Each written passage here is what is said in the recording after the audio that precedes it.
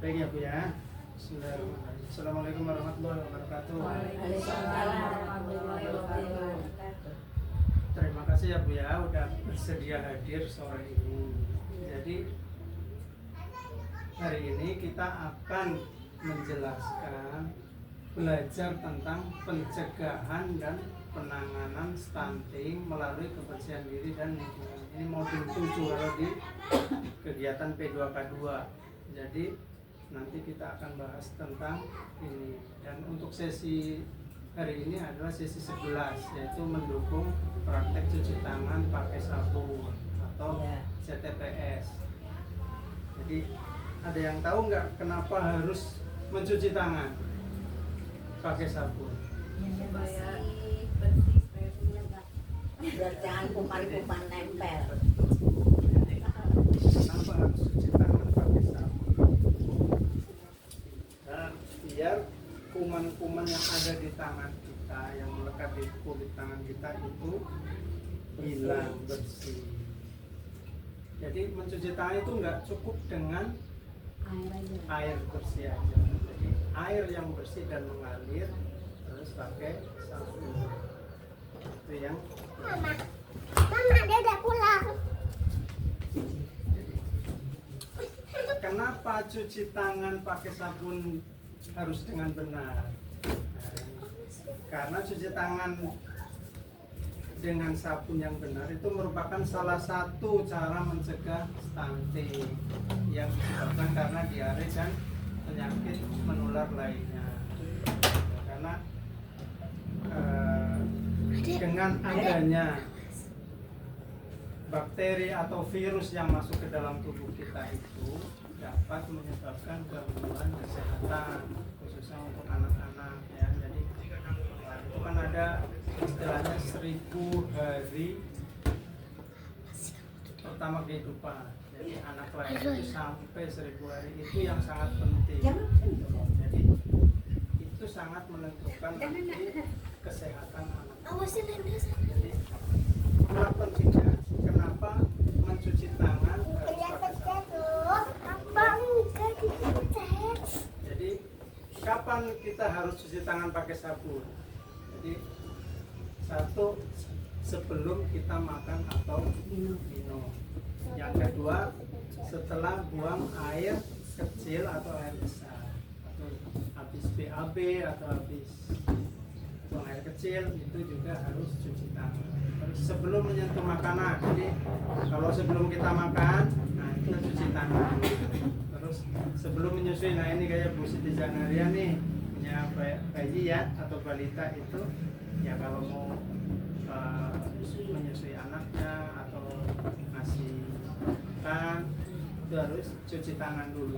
Pakai sabun ya Bu ya, jangan dikucuk-kucuk aja, pakai sabun. Silakan Pak, monggo. Baik, jadi selanjutnya itu setelah beraktivitas. Jadi misalnya beraktivitas itu setelah kita melakukan kegiatan rutinitas kita, misalnya yang bekerja atau habis dari luar atau habis bepergian, itu kan kadang kita bersentuhan di tangan kita. Nah itu kan tanpa kita sadari, jadi kemungkinan ada kotoran atau bakteri atau virus itu yang menempel di tangan kita, dan itu harus dibersihkannya dengan sabun. Gitu, makanya cuci tangan pakai sabun. Terus sebelum ibu-ibu ini masak, jadi sebelum ibu ini masak juga harus cuci tangan pakai sabun. Jadi penting banget ini Bu ya. Jadi jangan disepelekan.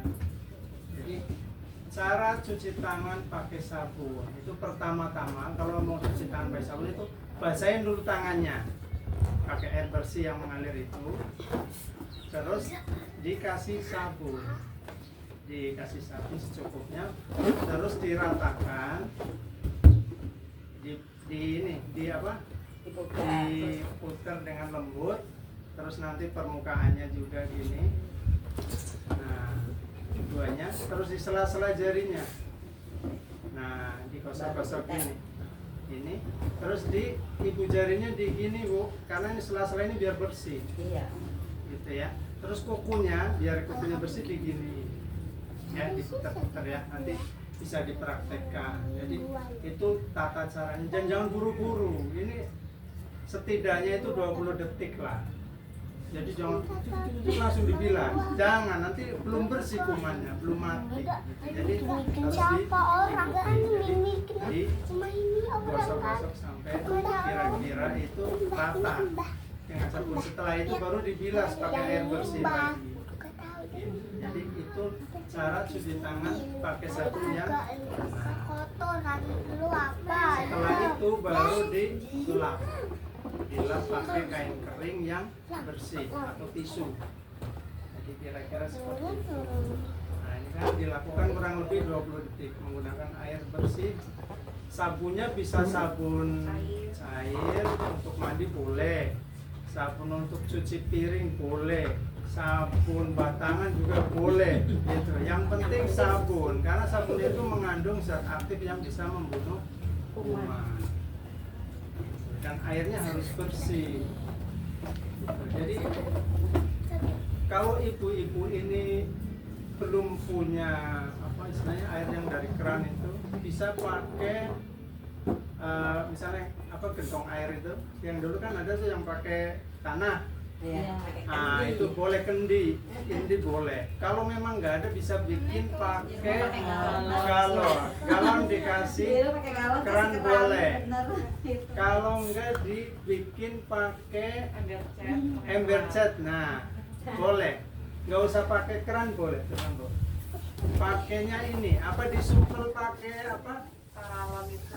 Oh ini pakai bambu boleh, kayu boleh, atau pakai bekas sendal. Nah tapi ditutup dengan rapat, jadi biar nggak ada nyamuk yang bersarang di situ.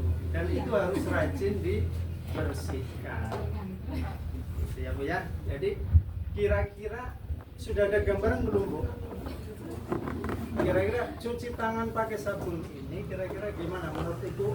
Udah ada gambaran belum di benak kira-kira nanti seperti apa sih gitu?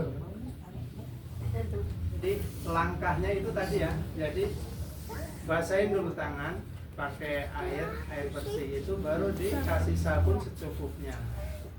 Terus diratakan ke tangan dengan lembut biar rata, terus punggung tangannya dua-duanya, terus di sela-sela jarinya, terus yang ibu jarinya diputar-putar gini ya, biar bersih, terus kuku-kukunya diputar-putar gitu ya Bu ya. Nanti dipraktekkan ya, jangan asal-asalan, karena kalau asal-asalan juga nanti kumannya tidak jadi mati.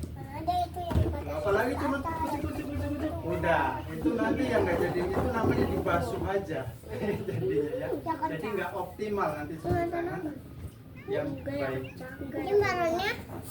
Nah kira-kira seperti itu. Jadi nanti silakan kita praktekkan, nanti di rumah bisa dipraktekkan ya. Nanti di rumah bisa mulai bikin tempat cuci tangan, disediakan aja Pak. Kalau memang yang ada keran bisa pakai keran langsung. Tapi kalau memang nggak ada, pakai memanfaatkan itu misalnya ember cat bekas, dibersihkan, terus dikasih lubang. Nah nanti kalau memang nggak ada kerannya, ya disumpel pakai itu kayu boleh, terus pakai bekas sendal boleh, yang penting bersih, terus ditutup, terus harus rajin dibersihkan. Jadi jangan sekali isi sampai berbulan-bulan dari nanti kotor lagi. Jadi misalnya berapa hari sekali itu dibersihkan, jadi dibina, jadi tidak ada kuman. Jadi kira-kira seperti itu ya Bu ya. Nanti silakan dipraktekkan, mudah-mudahan kita semua tetap sehat.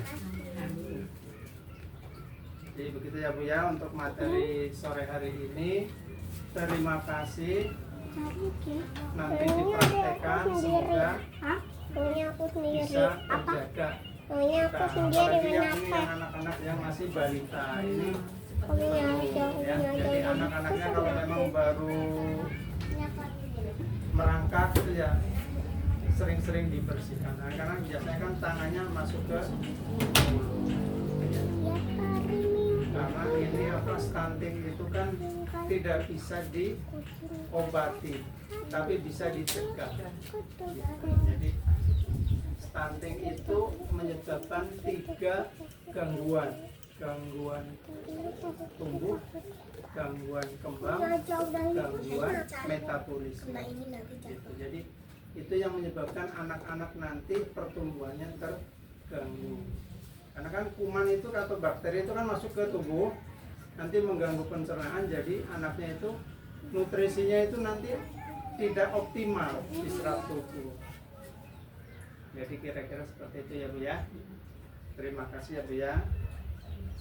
Saya akhiri untuk materi ini cukup sekian. Jadi terima kasih. Wassalamualaikum warahmatullahi wabarakatuh. Waalaikumsalam warahmatullahi wabarakatuh.